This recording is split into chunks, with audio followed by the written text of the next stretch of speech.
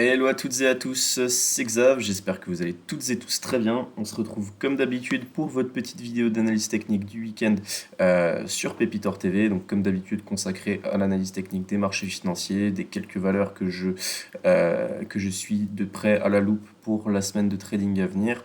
Évidemment le CAC 40, quelques grosses caps comme d'habitude, des plus petites, des valeurs aussi plus spéculatives pour que tout le monde y trouve son dû. Et comme d'hab, ben, vous avez aussi la liste, donc la liste à gauche avec les valeurs surlignées sont les valeurs, les nouvelles valeurs qui n'étaient pas là la semaine dernière. Donc on essaie d'avoir un turnover quand même assez important toutes les semaines pour avoir de la nouveauté tout simplement et pour ne pas s'ennuyer. Alors on commence tout de suite avec l'analyse technique du CAC 40. Donc le CAC 40 qui a fini la semaine sur ses plus hauts historiques. Donc vraiment encore beaucoup de force, c'est impressionnant. Bon, on a eu les résultats de L'Oréal encore cette semaine qui étaient excellents. Voilà, L'Oréal, la deuxième plus grosse capitalisation du CAC 40, donc forcément ça tire un petit peu la machine vers le haut. Bon, les résultats pour l'instant, son premier trimestre sont quand même globalement très bons, au moins pour les entreprises du CAC 40, comme on le verra après, pour d'autres valeurs, ça l'est peut-être un petit peu moins. En tout cas, comment je peux dire, la, la tendance est la même à mon sens pour le moment, c'est-à-dire que bon, le flux est évidemment sur les grosses caps, sur les grosses capitalisations du CAC 40. Donc si vous tradez ce genre de valeur, normalement vous en sortez plutôt bien. Et on s'ennuie un petit peu sur les valeurs un petit peu plus petites, les small caps. Donc j'avais vu que le CAC 40 depuis le début d'année gagnait plus de 16%, alors que en même temps le CAC small gagnait moins de 2% sur la même période. Donc on a une surperformance très marquée du CAC sur le CAC small qui est expliquée évidemment euh, par les flux qui sont sur les big et pas les small en ce moment. Donc ben, on est disons, quand on a mon profil, on est pressé que ce flux change de direction.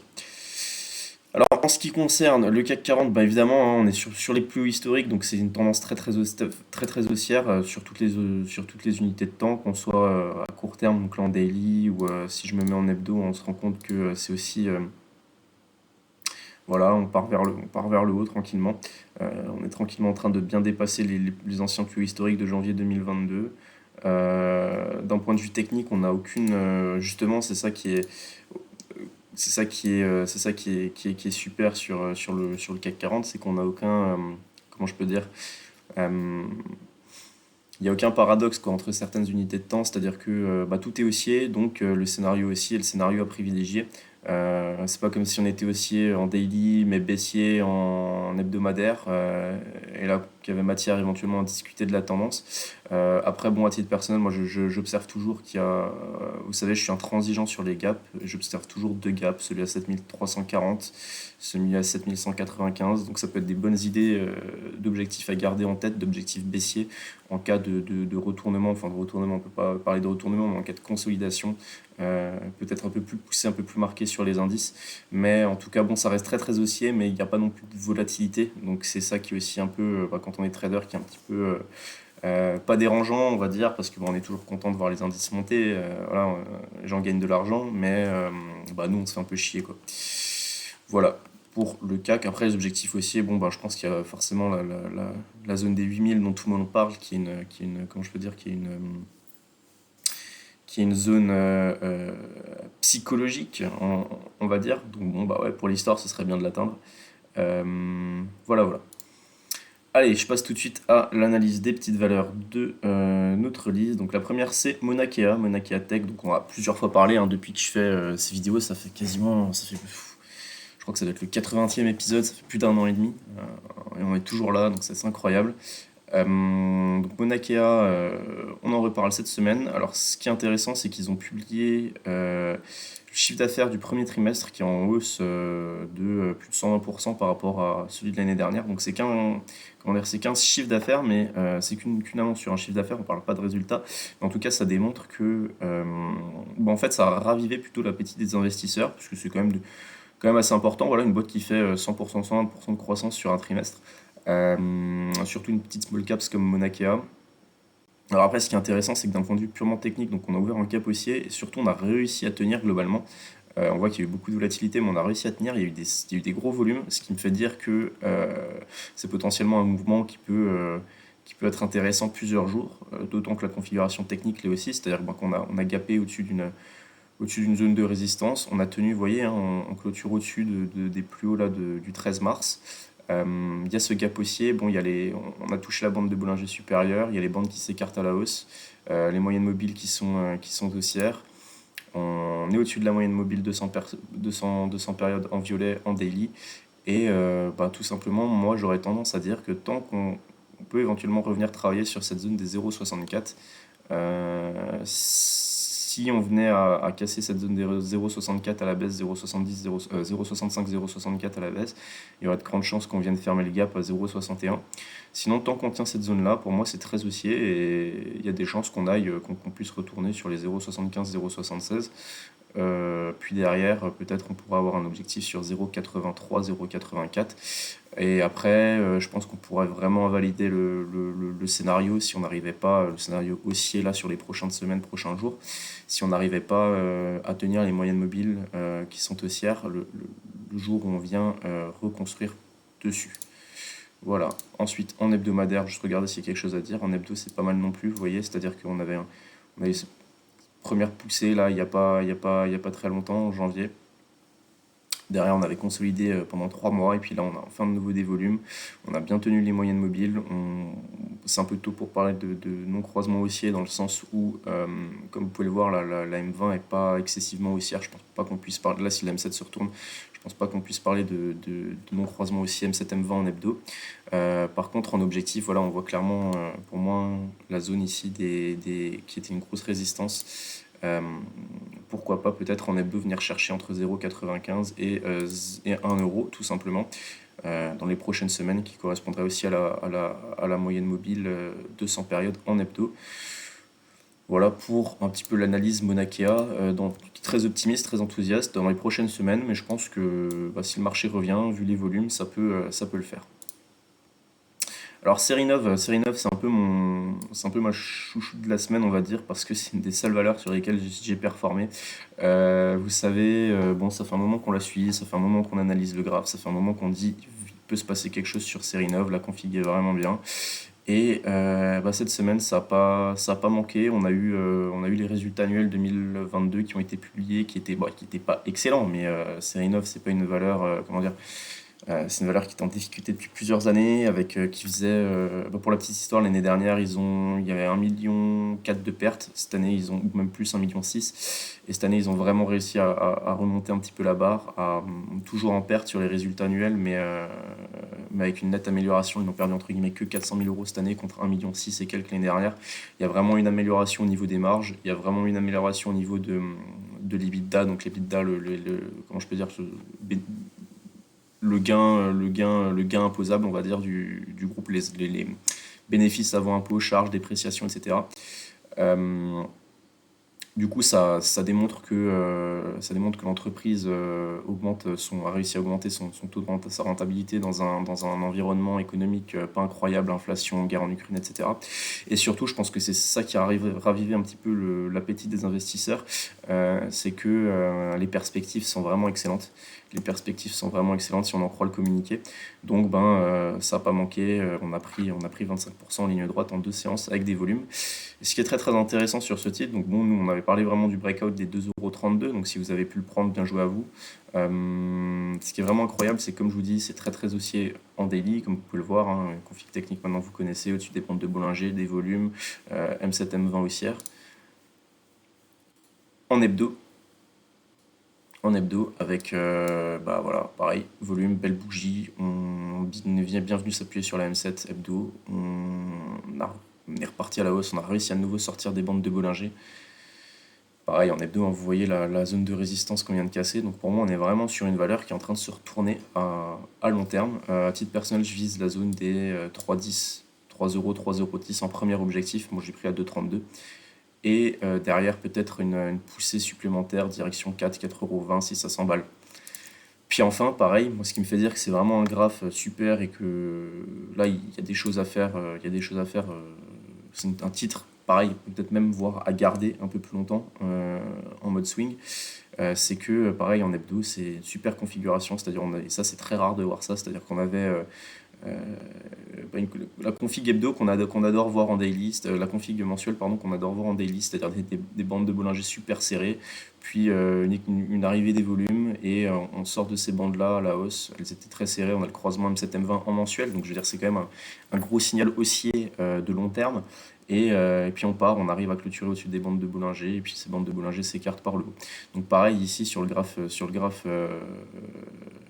mensuel, bah moi je vois plus la zone des 4 euros, vous voyez, hein, les plus bas de décembre 2018 et les plus bas d'avril, les plus hauts pardon de septembre 2019.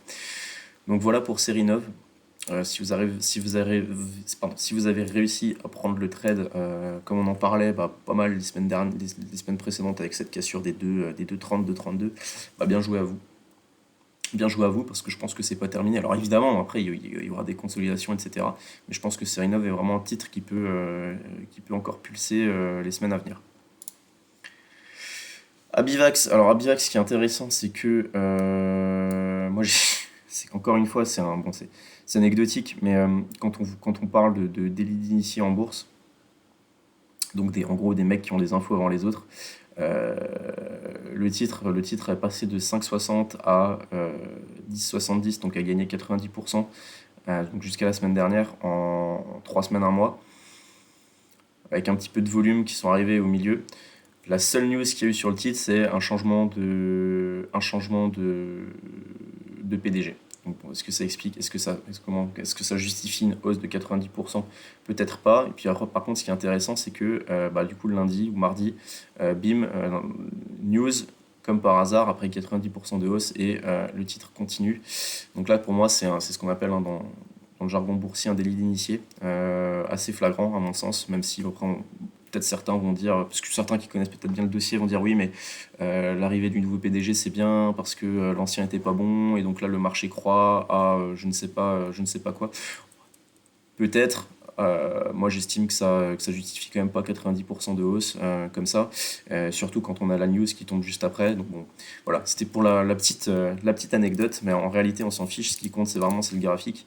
Et puis, ce qui est très dommage sur Abivax, c'est que nous, on se disait la semaine dernière, si je dis pas de bêtises, c'était quoi? C'était ouais, voilà, vendredi. On se disait ça pourrait être super après cette hausse d'avoir une touchette sur la MM7 euh, qu'on puisse prendre position, parce que vous savez, hein, un gros mouvement haussier, souvent derrière, après consolidation, le premier support qui est vraiment regardé, c'est la moyenne mobile de cette période. Et on ne l'a pas touché, on a juste continué en ligne droite. Et d'ailleurs, ça, c'est le genre de mouvement qu'on aimerait voir tous les jours sur toutes les valeurs. Pourquoi? Parce que vous avez un titre qui monte en ligne droite. Qui monte en ligne droite jour après jour, jour après jour. C'est vraiment pas compliqué. Il n'y a pas, voilà, il y a pas une journée où il monte à plus 20 le matin, il repère 15% l'après-midi, il va dans le rouge, il perd 10%, il repart. C'est vraiment le genre de titre très linéaire qui prend, du coup, là, sur son mouvement, qui prend 158% en un mois, en ligne droite, en quasi-ligne droite. Il y a aucun moment, si on trade avec bande de Bollinger, moyenne mobile, il n'y a aucun moment où on se dit j'ai un signal de vente à aucun moment, donc psychologiquement c'est super facile. Et voilà, hein, c'est toujours pareil, on va éventuellement attendre une consolidation à plat, une touchette sur la MM7 et voir derrière si ça repart. À ce stade-là, c'est trop compliqué de payer, je pense, parce que fondamentalement je connais pas du tout le dossier, donc je ne saurais vraiment pas dire, mais d'un point de vue technique, ça paraît très compliqué de payer juste là maintenant au prix, quoi. Après, en objectif, nous, il me semble qu'on avait donné, donc on était aux alentours des 10 euros. On avait dit, voilà, s'il revient sur 9,90, 10 euros, ça peut être intéressant de payer pour viser 12 euros, 12,20 euros. Pareil, elle a explosé, on se met en hebdo, hein, vous allez voir. Elle a explosé cette zone des 12 euros là qu'on avait repéré. Euh, voilà, ici. Elle les a littéralement explosés à la hausse. Et puis désormais, prochain objectif pour moi, hein, si vous êtes dedans, tant mieux pour vous. Hein, si vous avez réussi à prendre le train sur Abivax, ça va peut-être être la zone des 16,50 €, 17 euros. Voilà pour Abivax. Et puis après, derrière, par contre, invalidation, c'est toujours pareil pour moi, invalidation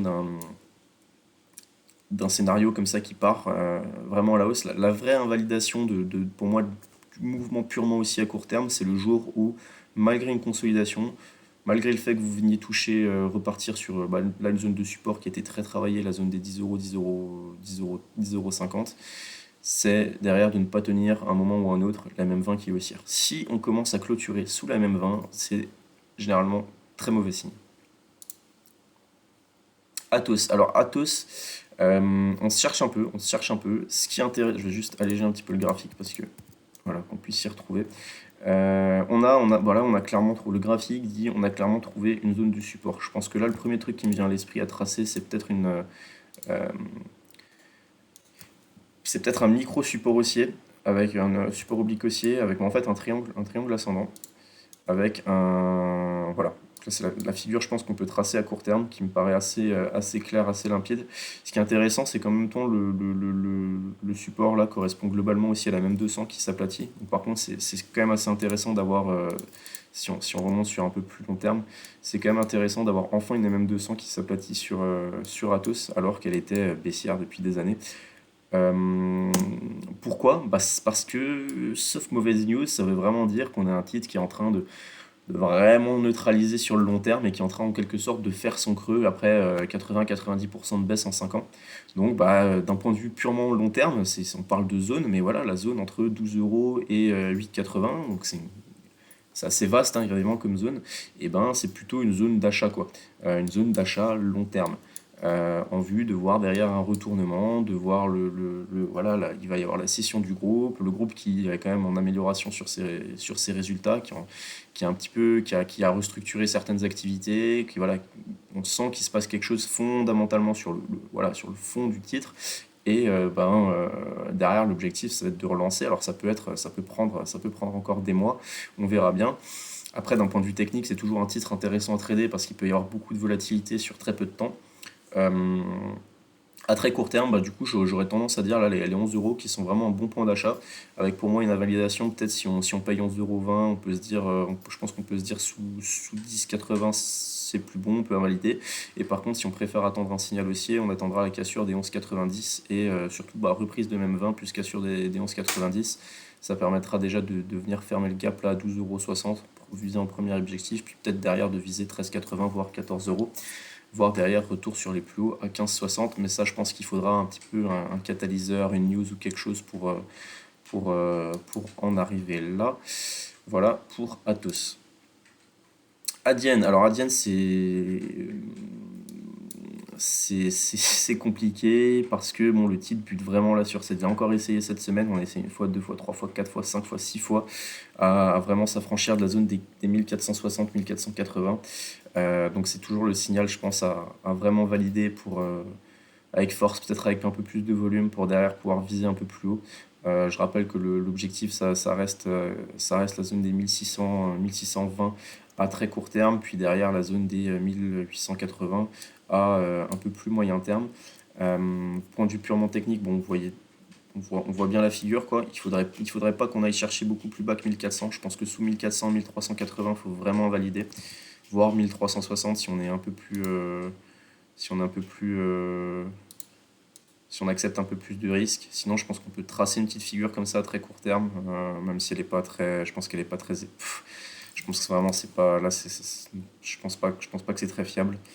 En tout cas, pareil, un petit peu comme Atos, c'est un titre voilà, qui stabilise sous sa, dont la même 200 est en train de vraiment se stabiliser. On est vraiment en train de travailler cette zone-là, alors qu'elle était, voilà, elle était baissière depuis un moment. Bon, c'est moins long que sur Atos, mais c'est un peu c'est un peu le même cas de figure, on va dire. Voilà, juste faire attention à pas trop spéculer sur une rupture. Donc, en gros, moi j'aurais tendance à pas acheter cette zone-là parce qu'on a déjà tellement de fois échoué sur les 1400. Je veux dire, ne pas trop anticiper cette cassure-là en achetant dès maintenant. Pourquoi? Parce que là,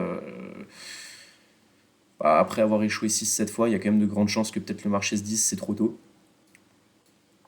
Et donc par contre, plutôt attendre le vrai signal aussi au-dessus de 1460-1470 sur le titre. Après, si vraiment on veut acheter la zone, il faut juste vraiment avoir une invalidation sous, comme je disais, 1360 au pire des cas.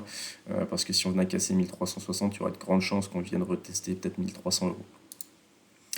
LVMH, la plus grosse pondération sur la plus grosse capitalisation européenne, plus grosse valorisation du CAC, peut-être plus belle boîte de l'histoire française. Qu'est-ce qu'on peut dire?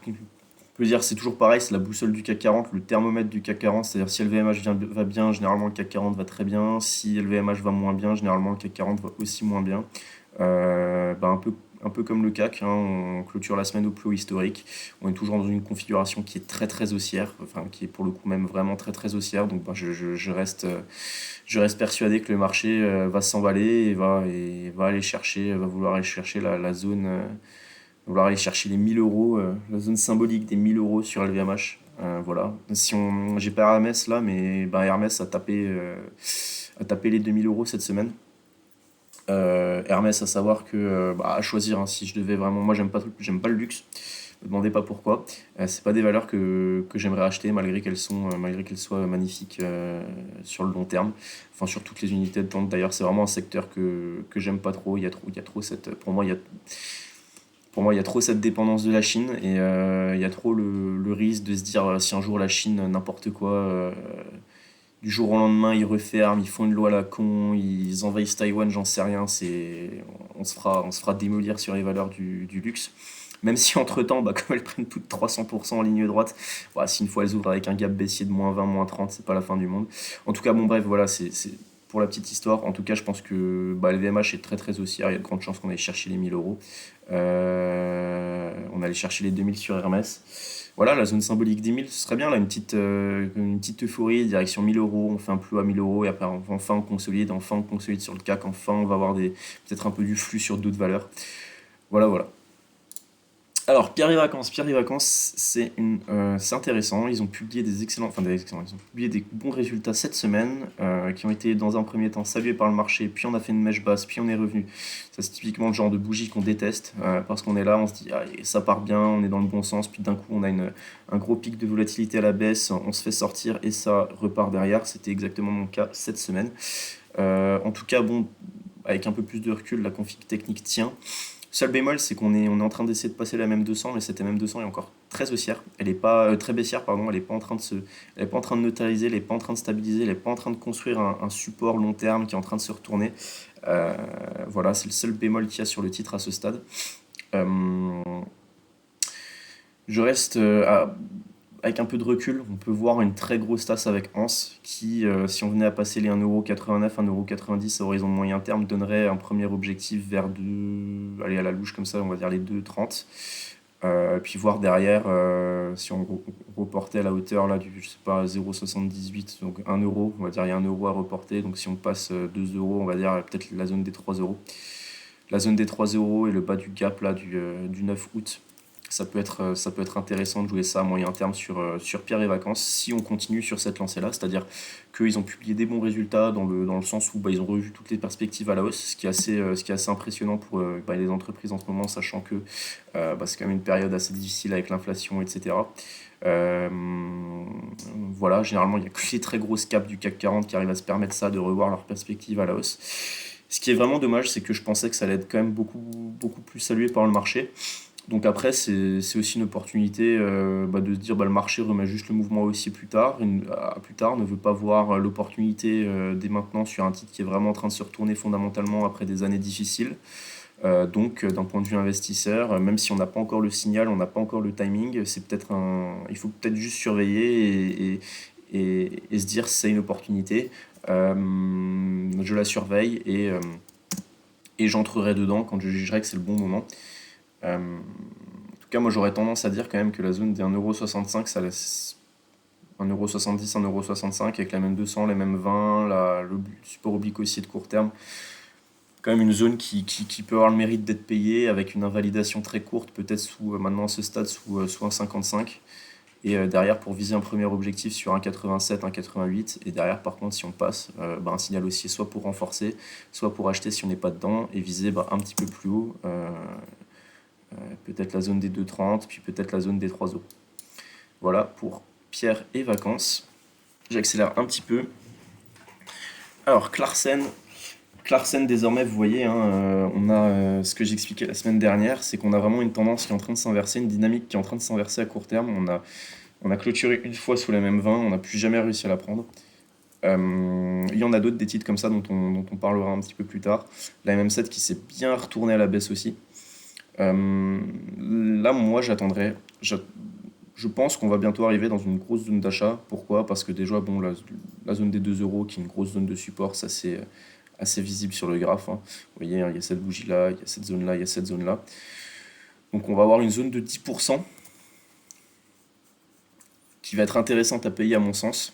Parce qu'il y a pas mal d'indicateurs techniques qui vont jouer support dans cette zone. Déjà, bah, le prix, ensuite la MM200, ensuite la bande de Bollinger.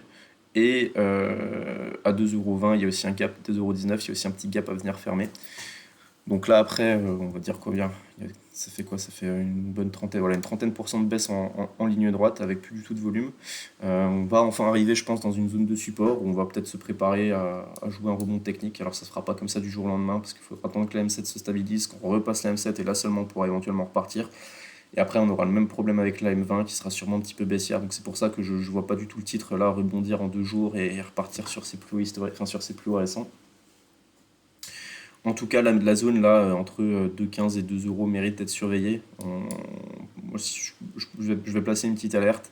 Et puis derrière, en objectif, si ça repart, il y aura un gap à venir fermer à 2,73 €. Et puis éventuellement, le jour où on reprend la même 7, le premier objectif, ce sera de revenir toucher la M20. Donc je dis une connerie, si là maintenant la M7 se stabilise à partir de maintenant, qu'admettons on arrive à la reprendre là au-dessus de 2,35 dans 2 semaines en mai.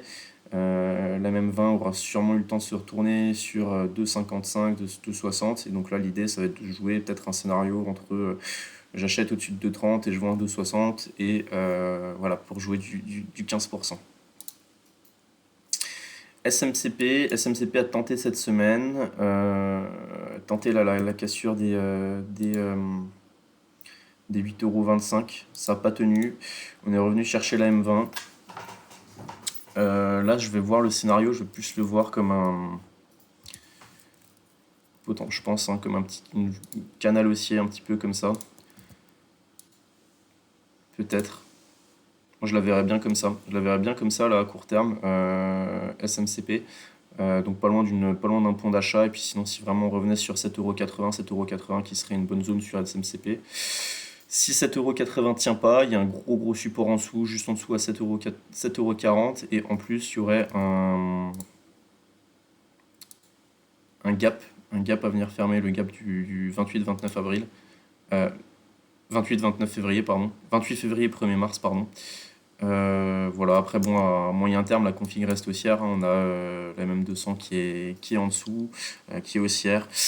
Donc éventuellement, voilà, j'étais un peu plus positif la semaine dernière. Là maintenant qu'on a échoué, je me dis qu'il y a quand même de grandes chances qu'on ait peut-être envie de consolider un petit peu plus fortement. Moi je déteste les gaps, c'est pas du tout une config, bah, maintenant que je le vois, j'en ai pas parlé la semaine dernière, mais c'est pas du tout une config que j'ai envie de payer avec un petit gap comme ça à la con sous les pieds. Voilà, le meilleur scénario sur SMCP, ce serait qu'on consolide un petit peu en gardant la dynamique haussière de fond, qu'on attende la MM200, qu'on vienne fermer le gap là à 7,40 quand on aura la MM200 qui sera dessus, qui sera une superbe zone d'achat, et derrière on paye et on repart pour un bon mouvement aussi moyen terme.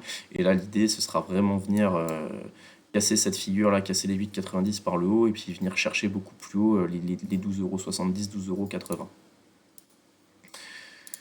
€. Alors, Visiomed, une valeur dont ça fait un moment dont on n'a pas parlé.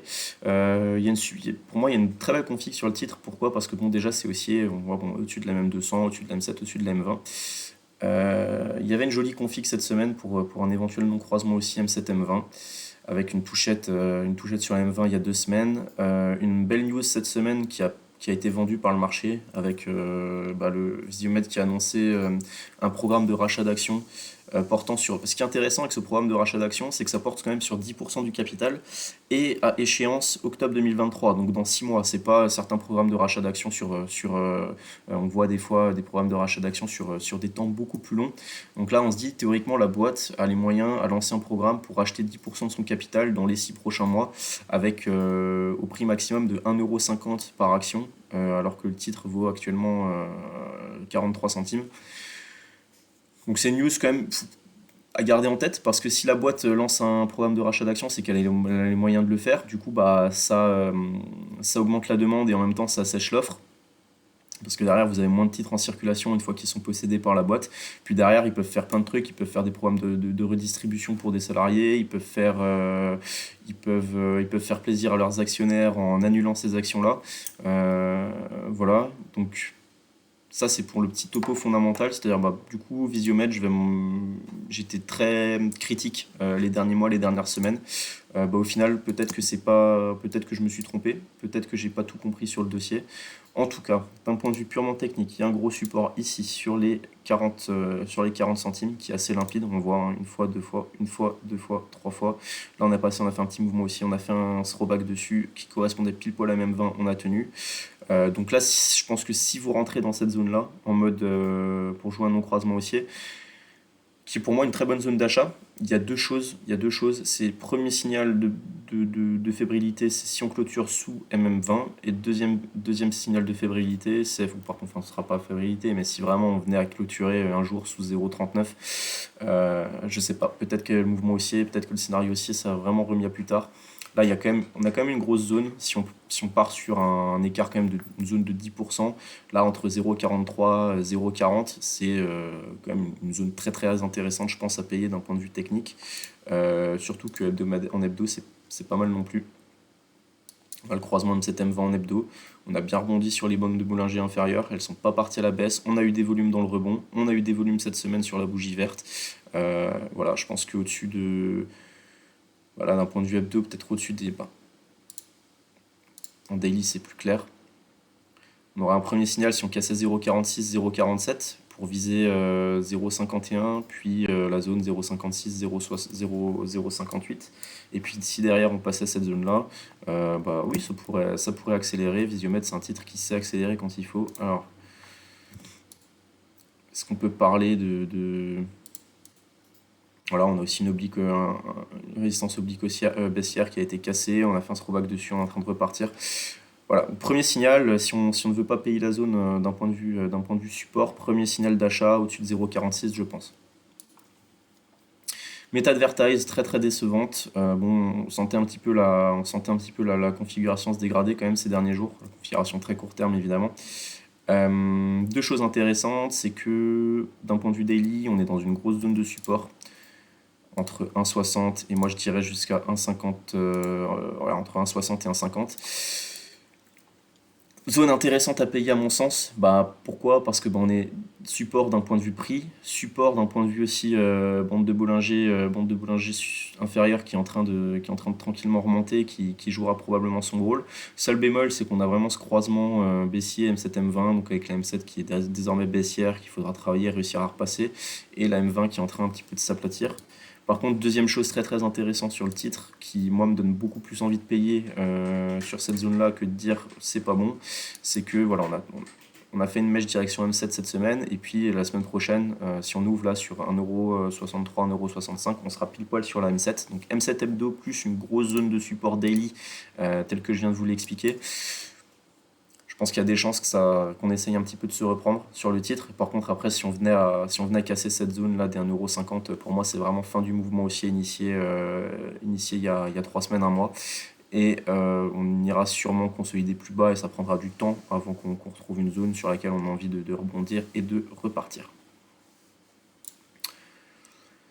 Dronevolt, c'est toujours très compliqué. On a eu une bougie, enfin là, on a eu une journée où le titre a perdu en une minute, a perdu plus de 40% avant de rebondir. Donc bah, c'est la personne qui a réussi à prendre le point bas, elle a pris voilà, 65% en une minute. C'est le problème de ces titres, enfin, ils peuvent être très très volatiles. En plus, quand vous avez un carnet d'ordre creux, ça peut aller très vite. En tout cas, la configuration est quand même désormais bien bien dégradée à court terme. Vous voyez, on a essayé deux, trois fois cette semaine de reprendre la M20. On n'a pas réussi. On a eu un premier signal le mercredi, mais on n'a pas réussi à tenir le lendemain malgré la mèche. Euh, c'est assez incroyable avec Groundvolt qui fait vraiment une baisse là, qui n'arrive pas à trouver vraiment de support sur lequel se stabiliser. Alors que je pensais vraiment que la zone des 0,19 allait être beaucoup plus résistante que ça. Donc du coup, un titre assez fébrile qui pour l'instant n'est tout simplement plus intéressant. Il faudrait vraiment attendre une stabilisation, qu'on trouve de nouveau une vraie zone de support, que les moyennes mobiles arrivent, qu'elles se stabilisent, qu'elles se calment, qu'on arrive à les repasser. Et seulement à ce moment-là, on aura un scénario où on peut rejouer une hausse derrière sur le titre avec des objectifs haussiers qui pourraient être la zone des 0,24 puis la zone zone des 0,30. Mais pour l'instant, je pense que le titre est pas excessivement intéressant, même si, bon, maintenant ça fait de nouveaux bas, mais peut-être que si on revenait de nouveau revenir sur la zone des 0,11, ce serait peut-être la zone de support qu'on a envie de surveiller, mais ça ferait quand même encore 40% de baisse par rapport au cours actuel, donc autant dire qu'on n'y est pas encore.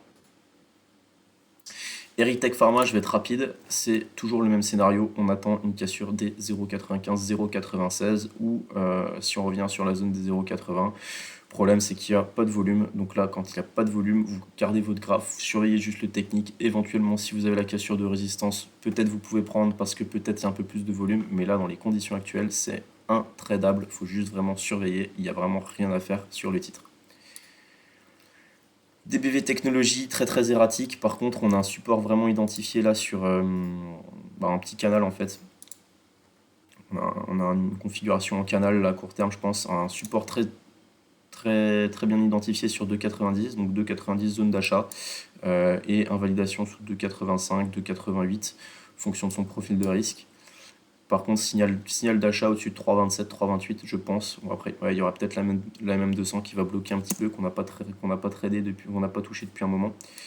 À voir. En tout cas, on sent bien que là, on a une zone, même 3,20, 3,40, 3,50, on sent bien qu'on a une zone là d'une dizaine de pourcents euh, qui est assez pivot et que si on la cassait, ça pouvait rapidement accélérer à la hausse. Je rappelle qu'éventuellement, si on a une accélération à la hausse et qu'on cherche un objectif théorique de vente, un point de vente, on aurait la zone des 4,10 là, 4,10, 4,15 qui est un gap de septembre 2022. Donc pourquoi pas un objectif moyen terme là si on arrivait à s'affranchir de cette zone et de la MM200 par le haut sur des BV technologies. Alors Médincel, c'est un petit peu dommage. On a quand même vraiment la configuration qui se dégrade à court terme. Euh, Moi, j'ai un petit peu allégé le restant de ma ligne voilà, qui me restait depuis un moment. Mais c'est purement technique. C'est purement technique. Il y a vraiment une petite partie de ligne que je garde pour jouer les, l'éventuelle autorisation de mise sur le marché d'un de leurs produits là, aux US qui doit tomber d'ici mi-mai maximum. Donc qu'elle soit positive ou négative. Si c'est positif, ce sera probablement gap haussier. Si c'est négatif, ce sera probablement gap baissier. Par contre, je veux pas avoir une ligne trop grosse, pas que ça vraiment impacte mon portefeuille. Donc voilà, là j'ai une ligne avec laquelle je sais que si j'ai un gap, si ça marche pas, si ça prend pas et que j'ai un gap baissier de 30%, voire plus, ça n'aura pas d'incidence grave sur mon portefeuille et j'aurai juste perdu une partie de la plus-value que j'ai faite depuis l'achat ici en janvier à 6,80 €. Donc pareil, là j'ai juste vendu une partie de ce qui me restait d'un point de vue technique parce que je ne sens pas du tout la config. Là il y a vraiment quand même pas mal d'éléments qui militent en faveur d'une cassure des 9 €, enfin la zone des 9 € et qu'on vienne derrière chercher peut-être les 8.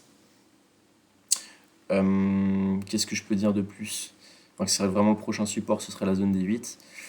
C'est vraiment dommage parce que vous voyez, on a eu cette tenue du support là, on se dit la zone des 9 € qui est en train de tenir. On a tenté un truc jeudi, on clôture au plus haut, on n'a juste pas réussi à reprendre la même 20. Vous voyez, la pertinence des moyennes mobiles, c'est quand même assez incroyable, hein. On n'a pas réussi à la tenir, le lendemain on a réessayé, on n'a pas réussi et on clôture au plus bas de cette zone-là. Donc pour l'instant on est encore sur support, il n'y a pas il y a pas de panique, mais je sentais vraiment pas, là, la bougie de vendredi, elle m'a vraiment refroidi avec les volumes et tout. Surtout qu'en hebdo, on valide une première clôture sous la MM7 hebdo. C'est la première fois que ça arrive depuis janvier, donc sur les 4 derniers mois et demi. Sur les 4 derniers mois, donc c'est pas. Voilà, on a vu mieux. Pour l'instant, ça reste haussier. Mais config qui est un petit peu en train de se dégrader. Et voilà, je veux vraiment pas prendre de risque. Je veux pas prendre pareil, me prendre une spécu, me prendre un moins 15 dans les dents et pas savoir où sortir, puis sortir parce que je tiens pas la ligne alors que derrière on a l'autorisation de mise sur le marché qui est donnée et qu'on ouvre à plus 30. Voilà, donc vraiment là c'est purement technique et psychologique le move que j'ai fait sur ma ligne, sur mes dincels. Par contre après d'un point de vue purement technique, on est plutôt je pense en zone d'achat avec une invalidation assez facile. Si on vient casser les 8,80 €, grande chance qu'on aille sur les 8,20 €, 8 €, et par contre 8,20 €, 8 € qui sera peut-être une super zone pour repayer, je pense, le titre.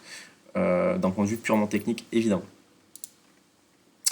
Eramet, pareil, c'est un titre qui est très très erratique, on part en ligne droite dans un sens comme dans l'autre.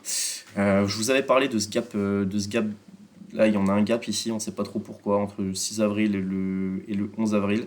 Bah voilà, pareil, pourquoi je n'aime pas payer ce genre de configuration, parce qu'on a un gap juste sous les pieds, un petit gap à la con qui sert à rien, et puis voilà, derrière quand ça retrace fortement. Et puis bah désormais, moi ce qui va m'intéresser à très court terme, on peut voir un scénario comme ça sur le titre, je pense. Un peu comme SMCP. Une petite oblique ici, voir, et peut-être derrière on peut tracer. Ouais, non, non, c'est pas assez propre, on a que 2 points. Non, non. Une oblique, c'est sûr. Un support oblique, c'est sûr. Et voilà, si on venait juste sur la zone là, fermer le gap plus 93 euros, ce serait, je pense, un bon point d'achat avec une validation assez facile à placer sous 90. Sous 91, pardon. Si on a cassé 91, il y a de grandes chances qu'on vienne tester même 200 vers 88. Et par contre, bon point d'achat là sur la zone des 93 pour jouer derrière un rebond et revenir sur les 103, 104, voire derrière plus 114, 115 si on venait à casser les plus hauts récents par le haut. Là, c'est des mouvements qui sont purement techniques sur Eramet, c'est pour ça que je dis un petit gap haussier comme ça qui ne sert à rien ou que ça part pas vraiment très fort derrière. C'est vraiment des configs que je n'aime pas payer du tout. Et voilà, vous avez l'exemple de pourquoi je n'aime pas payer. Parce que derrière, c'est un objectif baissier qui est vu par le marché. Et quand ça retrace fortement. Solution 30. Alors, Solution 30 on parlait beaucoup de la config technique ces dernières semaines qui était excellente. Sauf que. Enfin, excellente.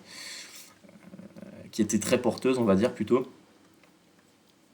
On sentait qu'il y aurait probablement quelque chose à faire, sauf que le groupe pour le coup a publié des résultats complètement dégueulasses vendredi matin.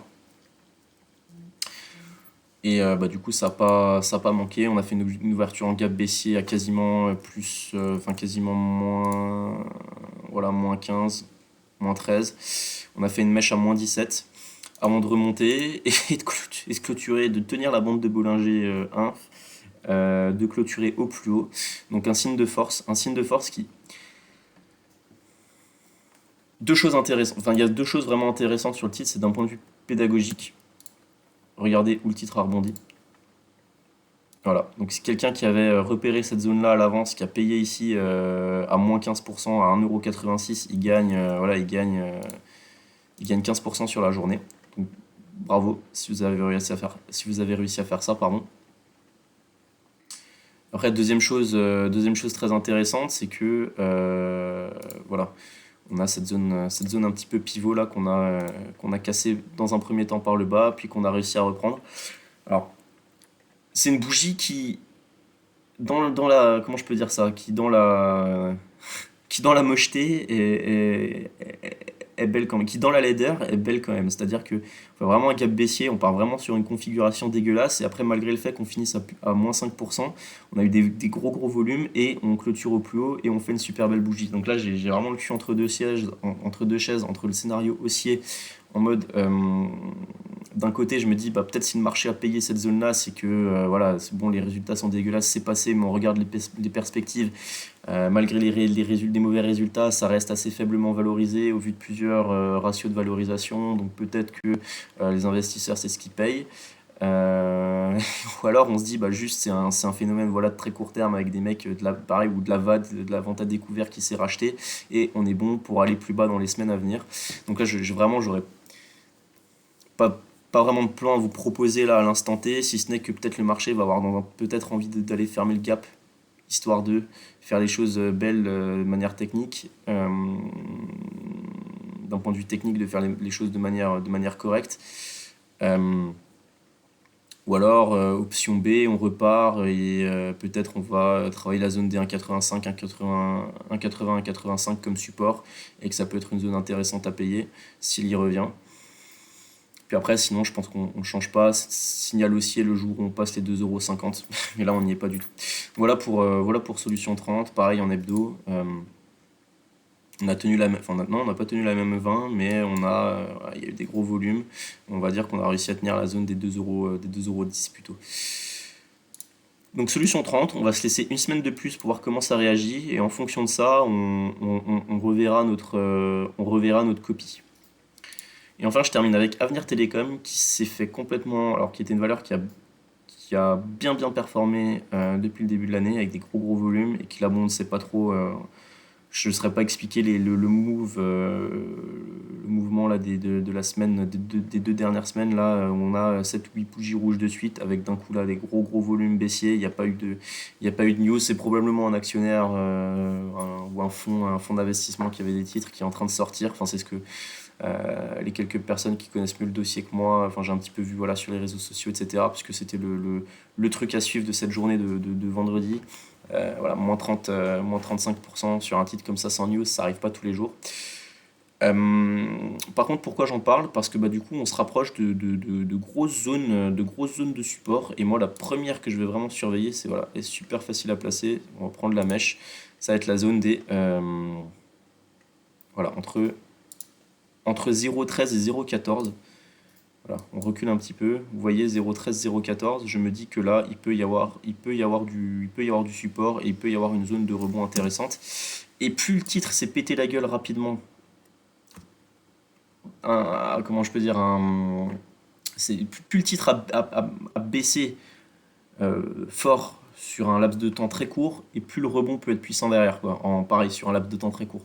Donc c'est ça qui moi m'intéresse. Vous voyez, un titre, voilà, c'est ça qui est intéressant pour jouer des vrais rebonds techniques. C'est un titre qui perd 50% sans trop de raisons fondamentales évidentes, voilà, qui perd 50% en 2 semaines, plutôt qu'il perd 50% en un an, quoi.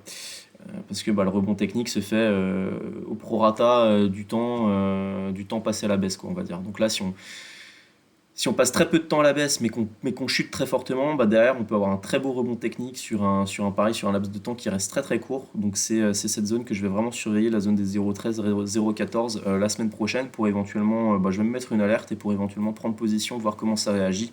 Et pareil, avec derrière une invalidation très courte, on sait que si ça part sous 0,13, c'est probablement pas bon et il faudra attendre peut-être 30% de baisse supplémentaire. Et la zone des 0,10 qui serait d'un point de vue technique, parce que je dis 0,30% de baisse supplémentaire, ça fait beaucoup, mais bah, ce serait la prochaine zone technique de support, ce serait voilà, la zone des 0,10.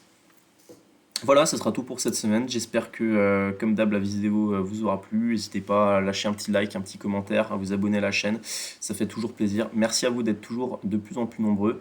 Puis bah, je vous dis à la semaine prochaine sur YouTube et dès lundi sur Twitter pour de nouveaux plans de trading comme d'habitude. Ciao ciao, c'était Xav sur Pépitor. Bon week-end à tous.